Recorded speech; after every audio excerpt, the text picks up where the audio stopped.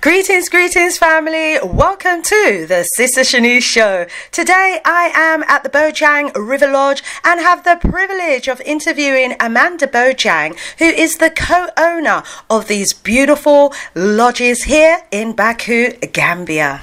Hi, my name is Amanda Bojang and obviously yes, I'm the owner of Bojang River Lodge.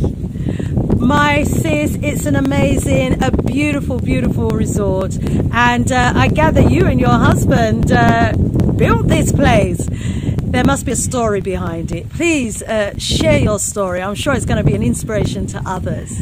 Right, I'll start from when I first came to the Gambia, so that was in 2006 with my mum. Basically, it was one of those things, last minute holiday we wanted, went into the travel agents and said we want to go somewhere hot, I don't want Turkey, Tunisia, the typical places. So they said Gambia, we're like, where the hell is that? Bear in mind, my mum is Nigerian. Oh yeah? So we're like, where the hell is that? We go, do you know what, it was dirt cheap, so he said, yeah, let's go for it for a week. So typically we came for the week. First of all, you're like, oh my gosh, when you get off that plane, but then you go to love the place. So fast forward on, then it was like you just had that urge to come back. Right. So over a 2-year period, I came back about 3-4 times. Okay. In that time, my mum set up a charity as well, and then I went missing from the Gambia for a few years, couldn't come or anything. Then came back in 2013, and thought I still love this place. Oh right. I still really love this place. Great. From then.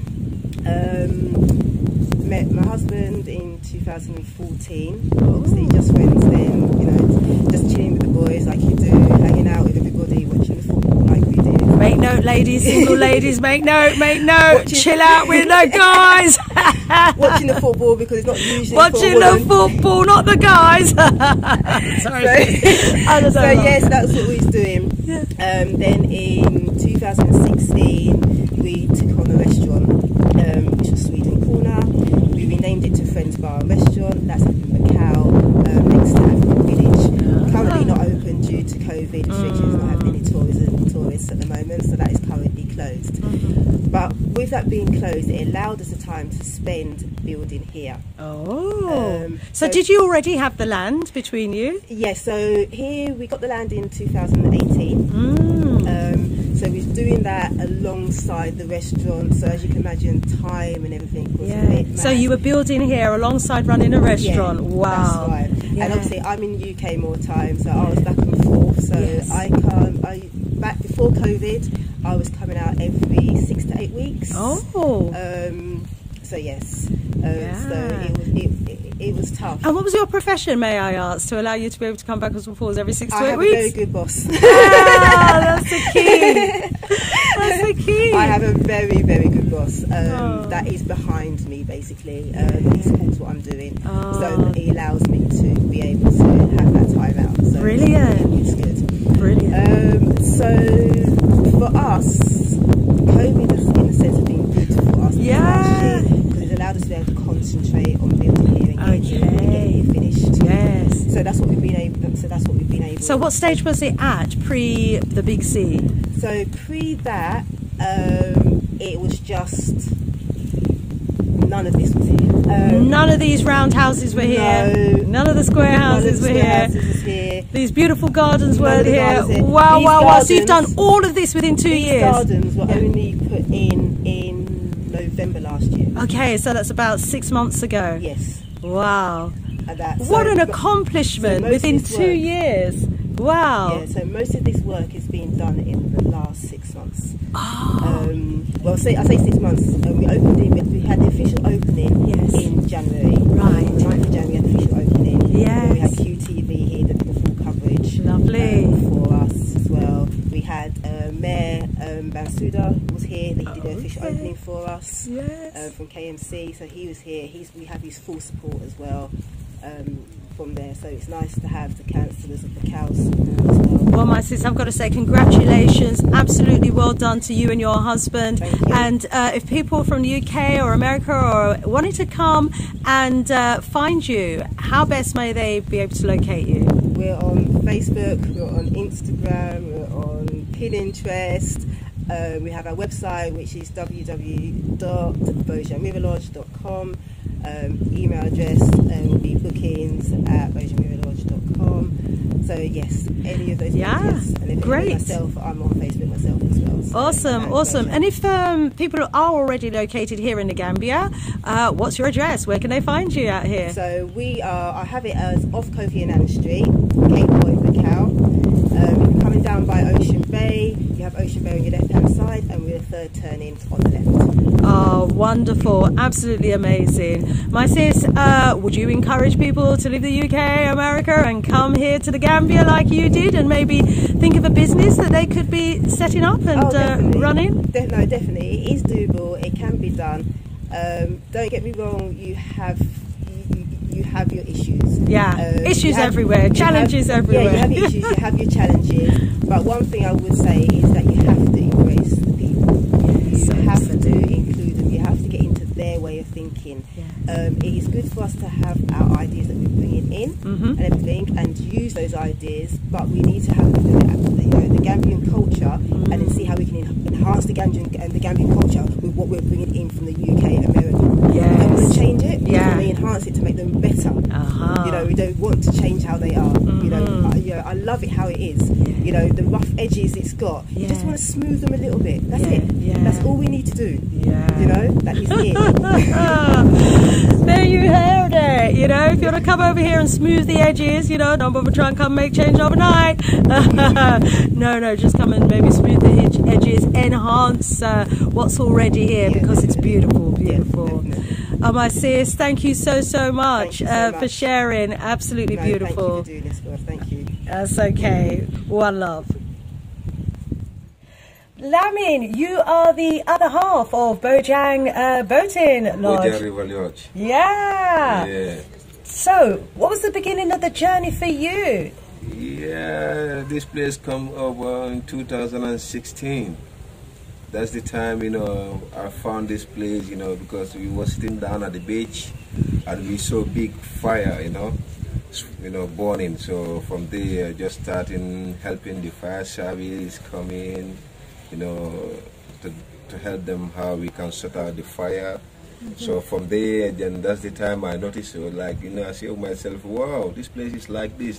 Because all along we all things like this place is a water area, swampy area, so we thought like a water stand there for the whole year round. So from there, since fire catch and burn everything, that's the time I noticed someone can do something here, and we get benefit of it, and the community to get benefit of it, so I started following up from there, so since the government has been changed, and the new government come over, they say if anybody want to do like a development, so you can go to there the offices, so the development office, and follow up what you want to do. From there, then we follow up through GTB boards. From GTB boards, we go over Parks and Wildlife, and they tell us what we want to do here, so we can put everything in black and white. So we put everything in black and white, and so from there they direct us to NEA. So from there, they come over and they just saw the place, and then from there they just do the approval letter for us to start what we want to do. Absolutely fantastic, that the Gambian government has an initiative like that in place, to support aspiring Gambians. And well done to you both as well for realising the vision. So this is a vision that you had in black and white, and obviously, I can see that there's piles of cement and there's work in progress. So this is obviously just the first phase at the moment. Exactly. What's the next phase of your development? My next phase of my development, you can see over there, those are my next stage, those are my bantabas and the restaurant. Yeah, those are the ones I'm working for now. So, but soon, I'll get from those ones, soon I'll finish with them. So when I finish with them, then I can go for my third development.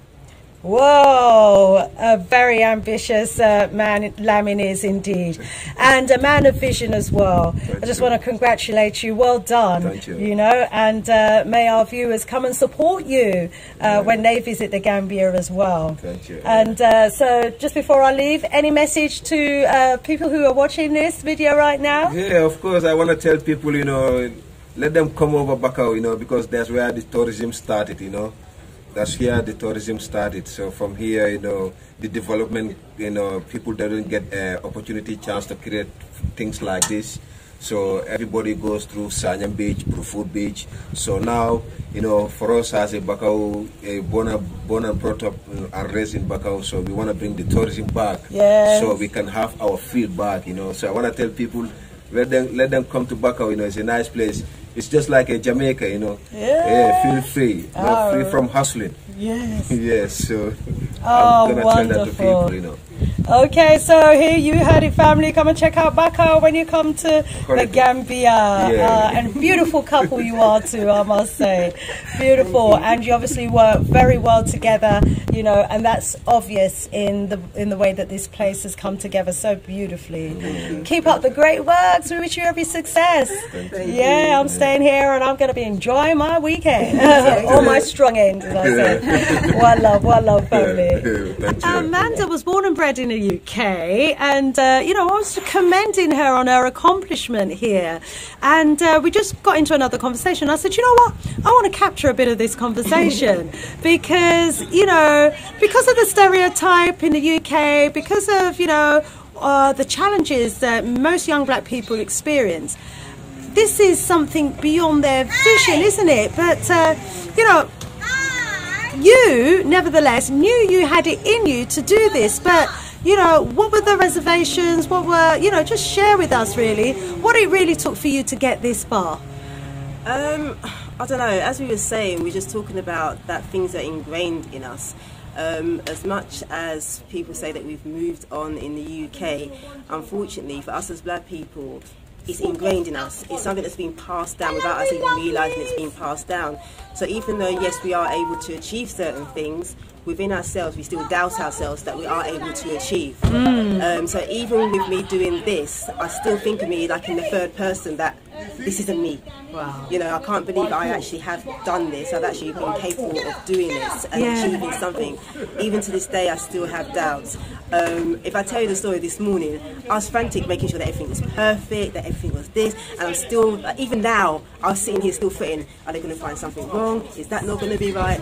But I know within myself it's not, and everything is good, and no one has anything bad to say. There might be little things to say, oh, improvements, which I don't mind because everything can be improved. Absolutely, but yeah. I still have those doubts that have I done something right? Is everything right? Is everything perfect? And I know I shouldn't have, but it's hard not to have those things, and it does go back to, unfortunately, it goes back to our history. Yes. You know, as much as people want to say no, it's nothing to do with our history has got a lot to play for how we feel and how we are today. And I think afternoon, but what we have to be able to do is acknowledge what it is. We don't have to be bitter about what it is, because at the end of the day, history is history, and there's nothing we can do about history. We have to just acknowledge it's happened, have to look at how we can move forward with what's happened in history, and what we can do to improve it and make it better for ourselves. There's no point in swallowing the bitterness, because that's not going to make us achieve anything. We're just going to stay where we were. And also, we need to work together. And when I say work together, I mean of all races we need to work together. It's not just black people working together, not just white people working together, not just Chinese working together. We need to all work together for the greater good, because then we can all achieve and we can all put out our potentials and everything. We can't do it alone, you know. Wow. So, well, it just goes to show that you did have it in you, despite, you know, the indoctrination that tries to suggest that we as a people never accomplish anything and never will. Exactly. Just look at what you've been able to accomplish here in the Gambia. Do you think you would have been able to do this somewhere in the UK? No, I don't. Yeah, I don't believe I would have been able to do this in the UK. I think there's too many obstacles in the UK.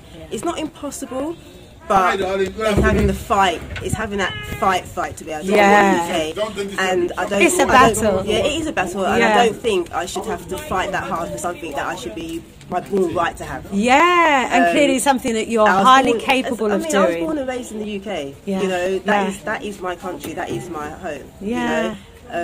But you have to leave in order to fulfill your dreams. Yeah. Wow. Yeah, and I shouldn't have to, but I've done it. But you know what? I wouldn't change it for anything. I would not change it for everything. I do have to pinch myself so many times to say, oh my gosh, look what I've done.